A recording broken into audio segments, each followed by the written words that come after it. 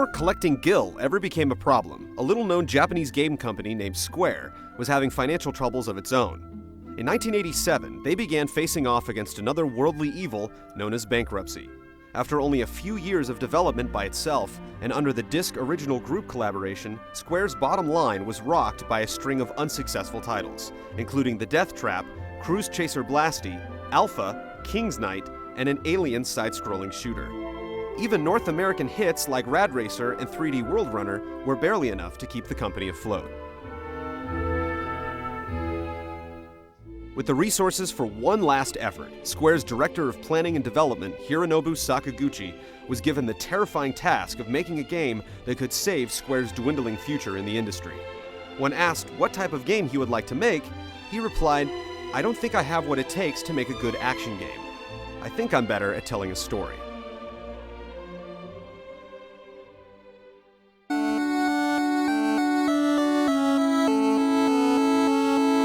Taking cues from other RPGs on the market, from Japanese contemporaries like Dragon Quest and The Legend of Zelda, to stateside influences like Ultima, Sakaguchi dreamt up a video game with an immense world map to explore and an engaging tale to tell. Convinced the Famicom RPG would be his swan song, he ironically named it Final Fantasy. Final Fantasy was released for the Famicom on December 18, 1987, just 2 days before Sega's Phantasy Star. It was directed by Sakaguchi himself, with character designs by rising manga artist Yoshitaka Amano, and music by Nobuo Uematsu, a veteran video game composer who lent to the project his 16th video game score.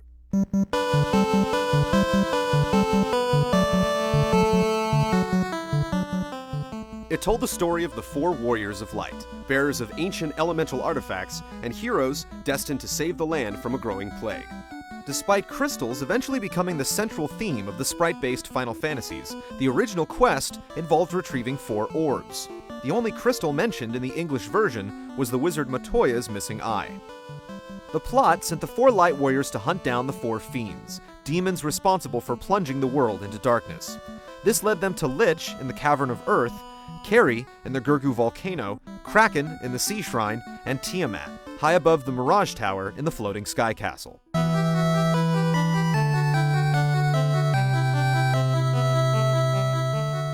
But defeating these enemies only revealed a greater threat. They had collectively created the demon Chaos out of the corpse of Garland, the first boss you faced, and sent it back in time.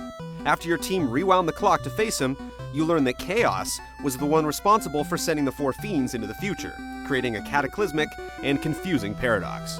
Once Chaos was crushed, the world righted itself, and the heroes returned home.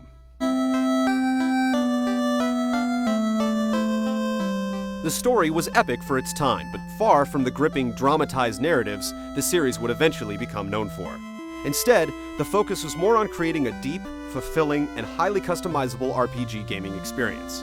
You could name your characters, but with only 4 spaces available, you were essentially playing out one of 6 different archetypes: White Mage, Black Mage, Red Mage, Thief, Fighter, which later became Warrior, and Black Belt, which later became Monk, allowing for 30 possible group combinations. Your characters battled for money and experience points, powering up to a max level of 50. After a trip through the Castle of Ordeals and a visit to the Dragon King Bahamut, players could graduate their characters to superior jobs, including White Wizard, Black Wizard, Red Wizard, Ninja, Knight, and Master. These optional class upgrades were a first for the genre, and allowed the use of advanced spells and items. The majority of Dragon Quest and Ultima encounters were one-on-one, but in Final Fantasy, you could unexpectedly face off against up to 9 varied enemy types. These encounters were random, whether you accidentally stumbled across a band of wily imps or intentionally stepped forth to retrieve a sacred treasure. Most RPGs displayed their combat engine in first person, but Final Fantasy was the first game to show the heroes on the right side of the screen opposite their opponents on the left. That way you could visibly see who was attacking who on both sides. Primitive as they may appear now, Final Fantasy's battle animations were some of the most advanced graphical effects gamers had ever seen before.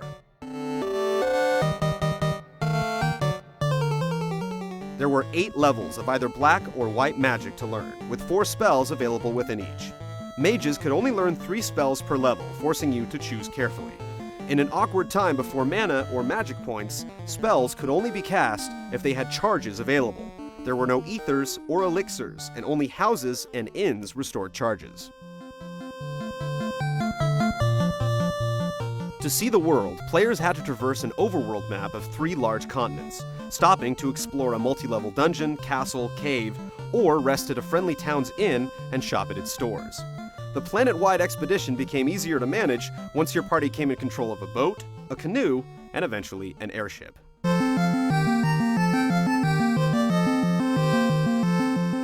The flying machine granted you complete access to the map without random enemy encounters, provided you could find suitable terrain to land on. The canoe and boat were both open to surprise attacks, but holding A and pressing B several times while out in the open sea started a 15-block minigame that rewarded you with a little extra cash.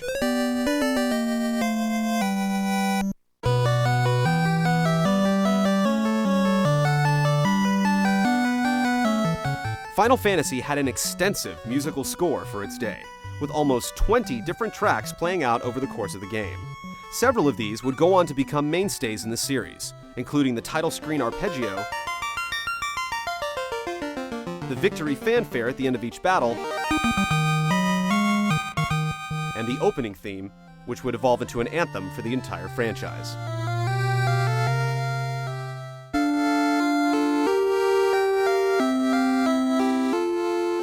Final Fantasy was not an easy game. You could only save in inns or by using houses, and doing so didn't remove status effects like poison. Fallen allies could only be revived with the White Mage life spell, or by using heart-shaped clinics, which were cross-shaped churches in the Japanese version. Enemies didn't drop items, and some of the later spells became insanely expensive. And then there were ineffective attacks, meaning if one of your party members killed an enemy before the others got a chance to take a shot at him, their moves, or even their magical charges, would be wasted. The monsters would also jump from being a walk in the park to a virtually impossible deathmatch at a moment's notice, and Square would tweak each upcoming sequel in an attempt to balance the overall difficulty level.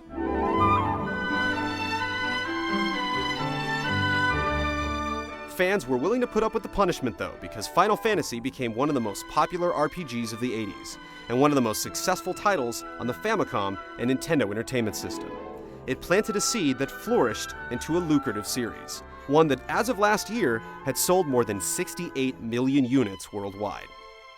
Final Fantasy has been repurposed for other consoles at least 7 times, more than any other role-playing game.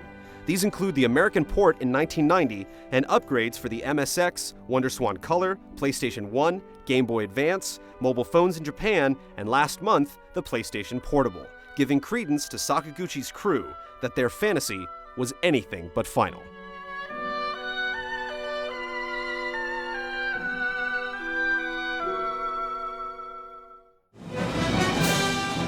Join us next Sunday for the second chapter in our 13-part Final Fantasy retrospective.